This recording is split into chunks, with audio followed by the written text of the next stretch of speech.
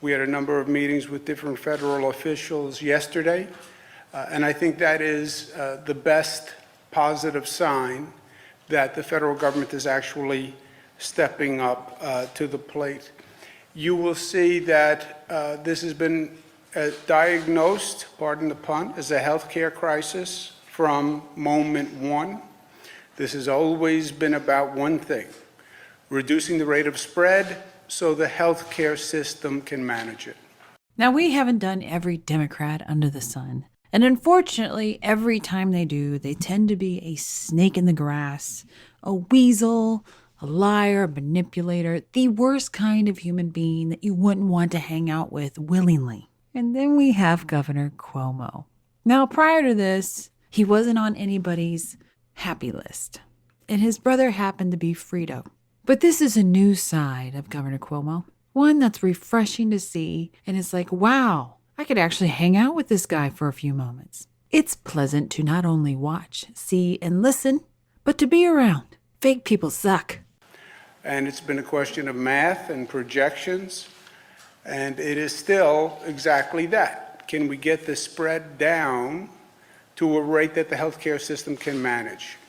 Now, this is the nice part that we're seeing. Most everyone has some anxiety when they're standing in front of an audience. There are people that have learned to manage it, and there are people that they've just gotten over it and they're used to it. And then there are the people that still freak out. Cuomo seems to be the person that has learned to manage it. And I'll say that because he still keeps his arms under the desk and in his lap. In his mind, he's not the personality to take space. He stays in his own spot, which the only thing that he can claim is the chair, at least in his mind. He still looks around, gives the audience good eye contact. You see the stress in his forehead as it comes and goes with the emphasis on his words, but a little bit of stress is always there, and we'll take that with, talking in front of cameras and strangers that you do not know and possibly are not your friends. What is going to be the issue in the healthcare system? It's going to be the number of hospital beds. It's going to be... So now we see it has changed. He asked the question, knowing that he's got the answer, and he's very comfortable with the answers he's about to give you. So he takes space. I've got the answers. Which is good because now the mind will begin to relax as it gets into a groove that it's comfortable with. If you're not very sure on your stance or your facts or your mentality on something, you tend to hunker into a corner. And this shows actually very well that he is very comfortable with it as he takes space. The amount of protective equipment. And then you see the wiggle down into it. I took my space and then I'm going to settle my body into the groove. And most of all, it's going to come down to ventilators, a piece of equipment that up until now was relatively inconsequential. But when you have respiratory illnesses and then this volume of respiratory illnesses, all of a sudden the number of ventilators becomes critical. Just to give you a sense of scope, we have about 5,000, 6,000 ventilators that we can identify. We need about 30,000 ventilators. This is a nationwide problem. I was on the phone with the governors from the other states, with the National Governors Association yesterday. Every state is shopping for ventilators.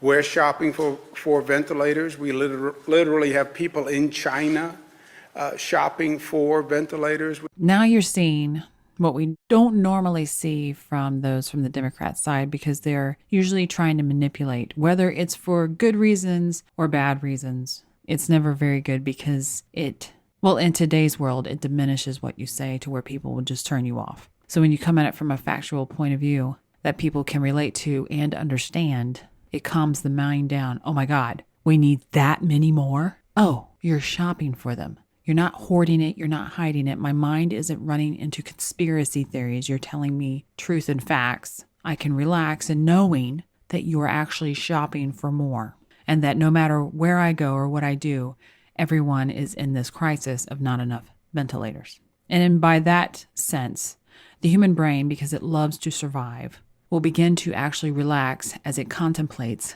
the best case scenario.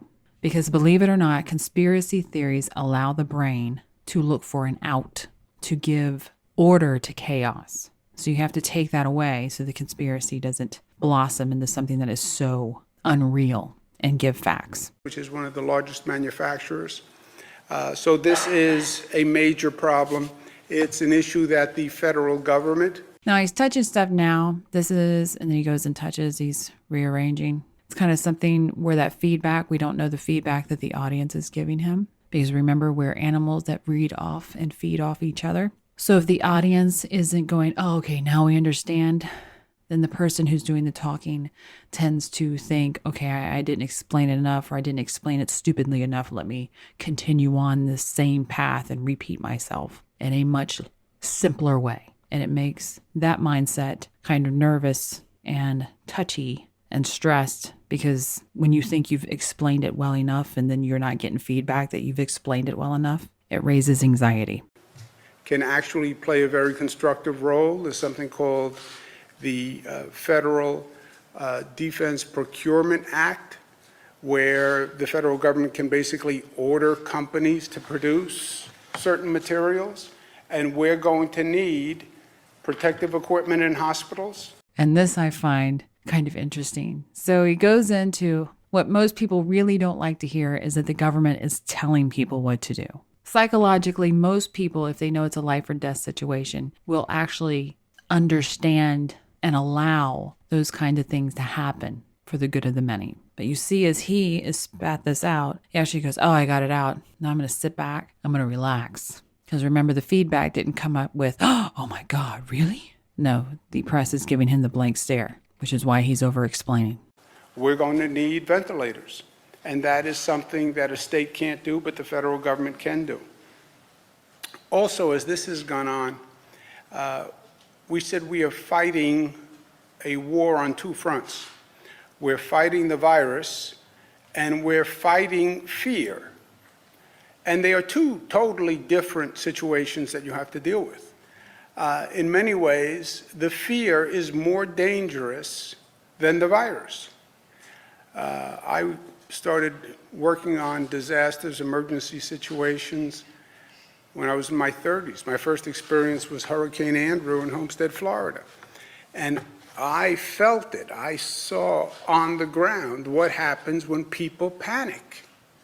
And the panic and the fear is as dangerous or more dangerous than the hurricane. I've seen it in floods. I've seen it in fires. We now have misinformation and fear and panic, which is as contagious or more contagious than the virus. And we have to deal with both of them. I've had some conversations that are just irrational with people who heretofore were wholly rational. I had a conversation last night with a business person from New York City who I know, who was panicked that New York City was going to be locked down, that there were going to be roadblocks, that there were going to be mandatory quarantine. He was going to be imprisoned in his house. And I said, where did you hear that? Well, that's what they say. That's what I'm hearing. They're saying.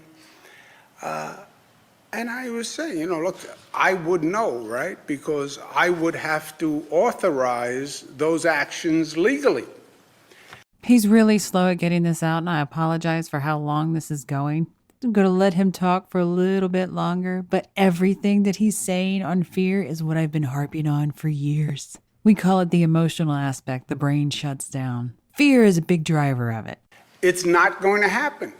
Well, I hear it is going to happen. I said, but I know, but I would have to do it. And I'm telling you, I'm not doing it.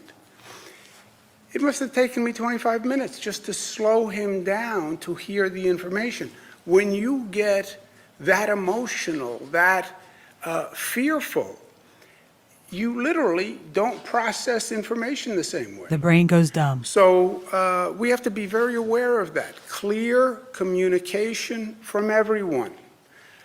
From our friends in the media, from the healthcare professionals, from all elected officials, clear communication, consistent communication, because misinformation, emotion, fear, panic is truly more dangerous than the virus at this position, in my opinion. Because the facts on the virus we know. We've watched it from China to South Korea. We've studied it here. We know the numbers. It is exactly what we said it was. It's exactly what we said it was from day one. We talked about the increased spread.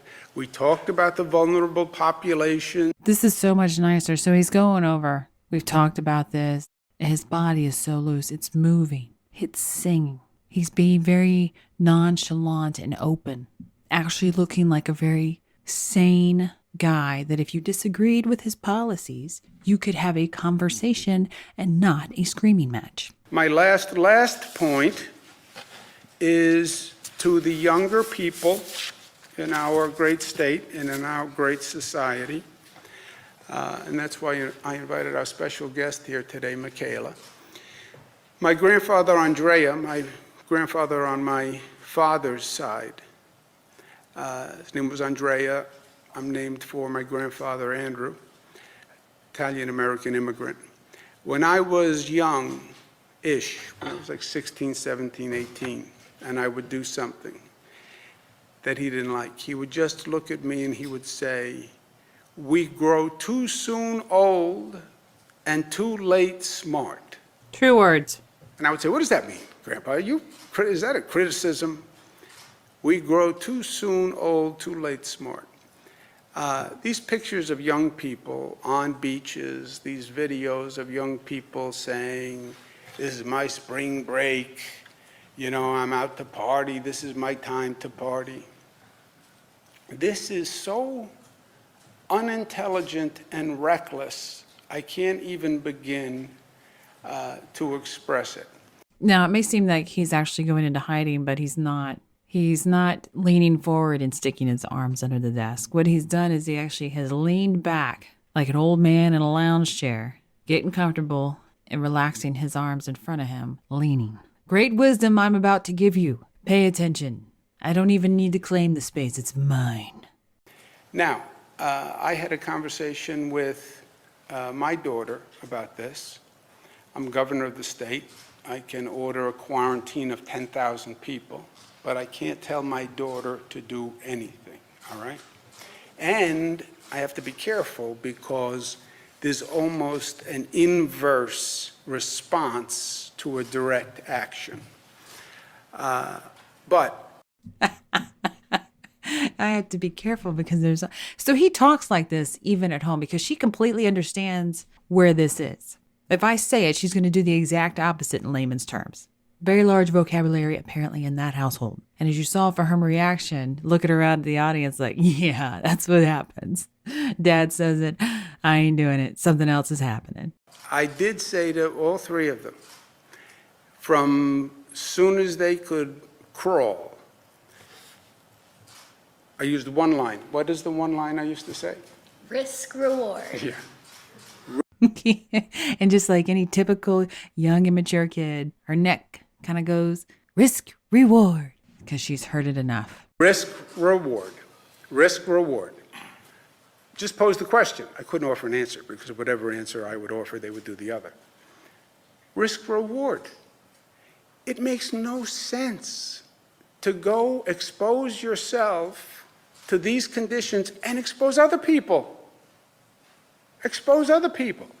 Michaela wanted to take, first of all, Michaela was graduating this year, and her school closed to online courses, so she's not going to have the graduation. We're going to have a big party at the appropriate time.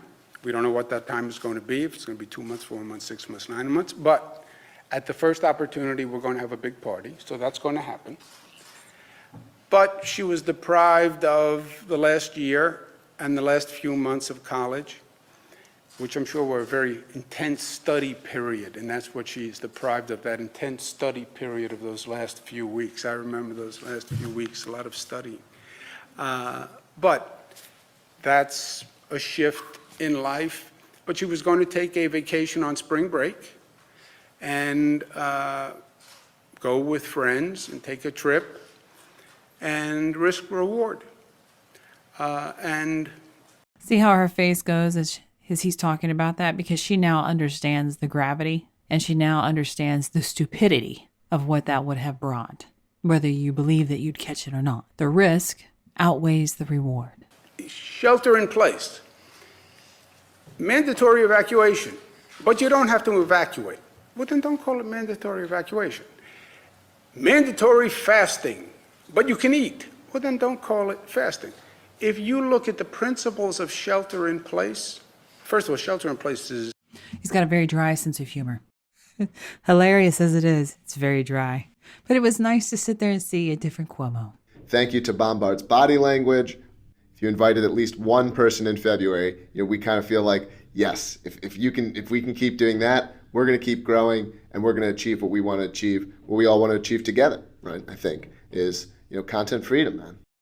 If you'd like to learn more about analysing body language, there is a video course available on Mandy's website for Gold subscribers, where Mandy teaches more about her techniques of deception detection. There's also other content such as the Crime series and Interesting Minds series, available to both Gold and Silver subscribers. If you like it, please share and subscribe. Thanks for watching.